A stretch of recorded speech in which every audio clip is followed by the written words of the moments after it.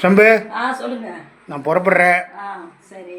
மத்தியானம் சாப்பாட்டுக்கு வந்துடுறேன். மத்தியானம் சாப்பாட்டுக்கு வந்துருங்க. சாப்பாடெல்லாம் ரெடி பண்ணி வச்சுருக்கேன். ம் சூப்பராக சமைக்கிறோம். எப்பயும் போல் சொல்கிறதா, சூப்பராக சமைக்கிறோம், அருமையாக ருசிக்கிறோம், அப்படி இப்படின்னே தான் நம்ம சொல்கிறோம்.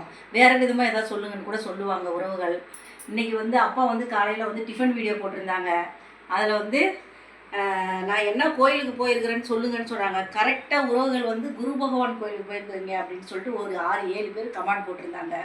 ஒரு 2 பேர் வந்து பாபா கோயிலுக்கு போயிருந்தேன்னு கமெண்ட் போட்டிருந்தாங்க. இல்லை, வியாழக்கிழமைனா குரு பகவான் கோயிலுக்கு கண்டிப்பாக போகாது இருக்கவே மாட்டார். போய் மனசார சாமி கும்பிட்டு விளக்கு போட்டு சாமி கும்பிட்டுட்டு 1 மணி நேரம் அங்கே இருந்துட்டு அதுக்கப்புறம் தான் வந்து என்னம்மா செஞ்சு வச்சுக்கிறேன்னு கேட்குறேன். அவர் வர்றதுக்குள்ளே நான் எல்லாமே ரெடி பண்ணி வச்சுருவேன். அப்புறம் வந்து அவர் சாப்பிட்டுட்டு உட்காந்து பேசி இது பண்ணிகிட்டு இருப்பார்.